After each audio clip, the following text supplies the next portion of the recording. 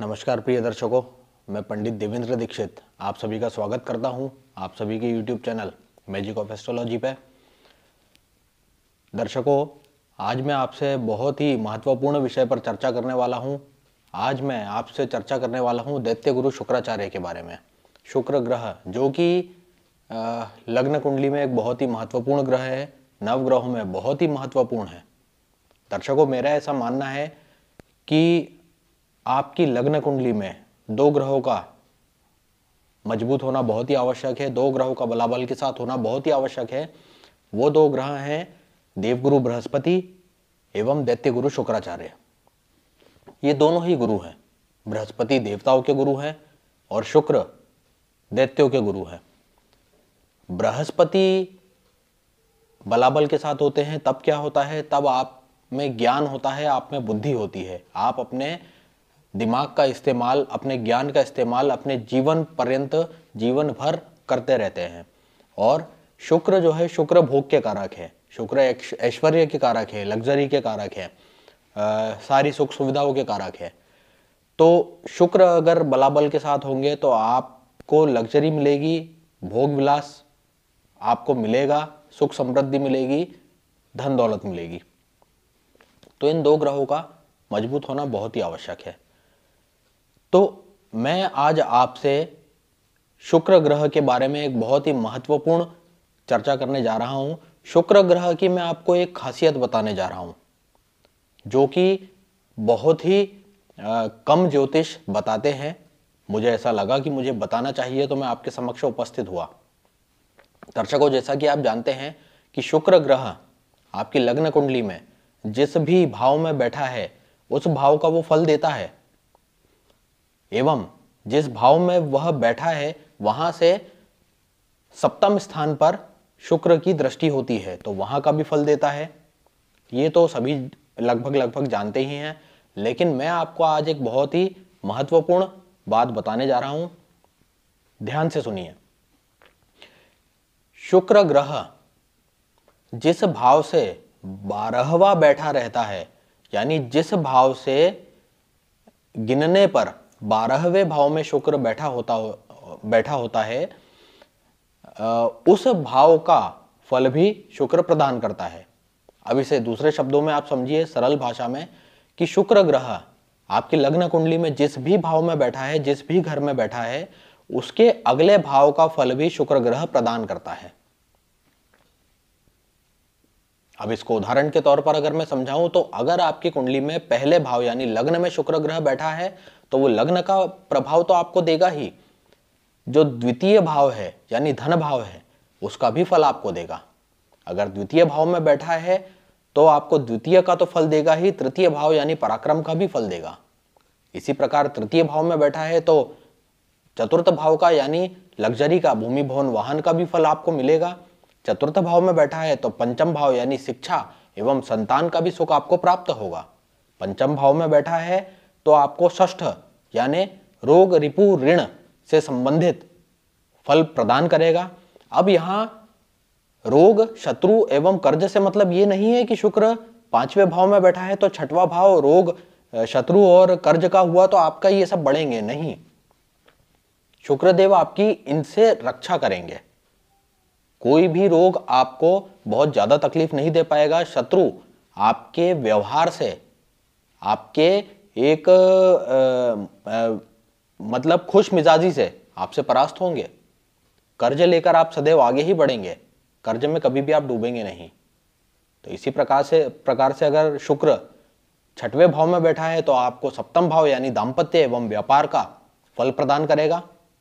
सप्तम में बैठा है तो अष्टम का फल प्रदान करेगा, यानी आपकी आयु को बढ़ाएगा एवं आपको गुप्त विद्याओं का ज्ञाता बनाएगा।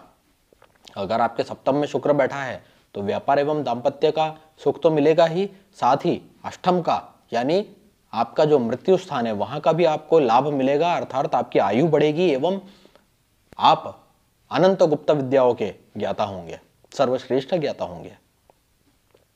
इसी प्रकार अगर आपके अष्टम में शुक्रदेव विराजमान है तो वो आपको भाग्य एवं धर्म का लाभ भी देंगे, अर्थात नवम भाव का लाभ भी देंगे। नवम भाव में विराजमान है तो दशम भाव यानी पिता से सुख मिलेगा और आपके कर्म स्थान का से हर प्रकार के लाभ आपको मिलेंगे। दशम भाव में विराजमान है तो 11वें का लाभ देंगे, अर्थात प्रॉफिट हाउस का, आपको आकस्मिक धन लाभ होगा। 11वें भाव में विराजमान है तो आपको विदेश यात्राओं का सुख देंगे, क्योंकि 11वें के बाद 12वां भाव आता है। और अगर 12वें भाव में शुक्रदेव विराजमान है, जहां की वो अति विशिष्ट कारक होते हैं, तो आपको लग्न का फल प्रदान करेंगे। तो दर्शकों, ये है शुक्र का प्रभाव कि वो जिस घर में, जिस भाव में बैठे होते हैं, उससे अगले भाव का भी फल प्रदान करते हैं। अब यहां कुछ परिस्थितियां बता रहा हूं, वो होंगी तभी ये चीज हो पाएगी, तभी शुक्रदेव आपको जिस भाव में बैठे हैं उसका एवं अगले भाव का फल प्रदान कर पाएंगे। उसके लिए शुक्रदेव बलाबल के साथ होना चाहिए, यानी वो मृत अवस्था में नहीं होना चाहिए, ये आपको समझना होगा।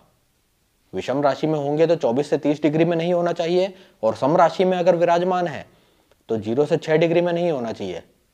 नहीं तो ना तो वो जहां बैठे हैं वहां का फल प्रदान करेंगे, ना ही उससे अगले भाव का फल प्रदान कर पाएंगे।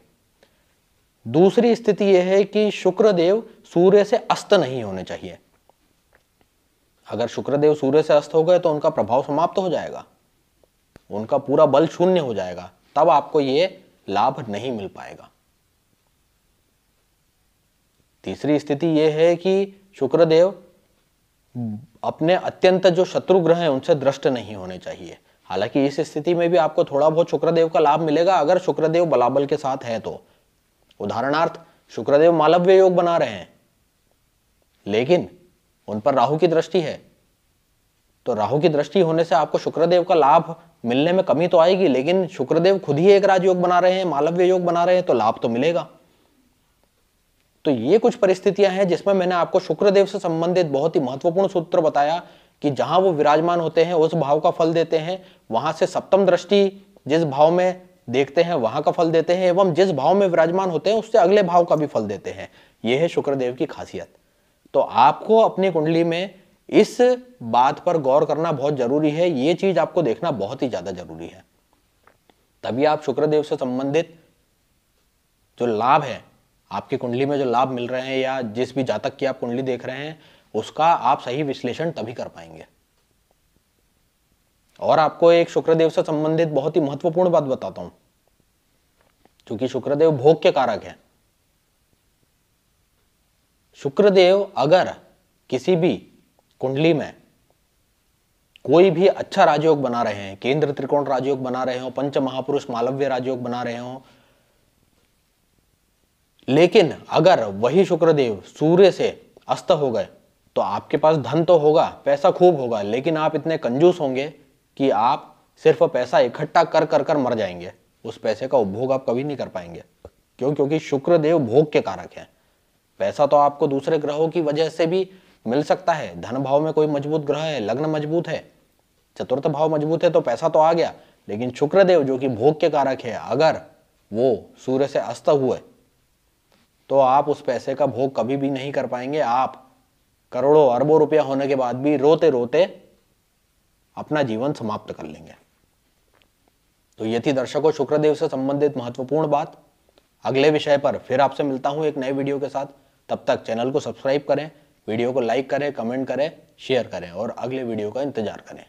नमस्कार।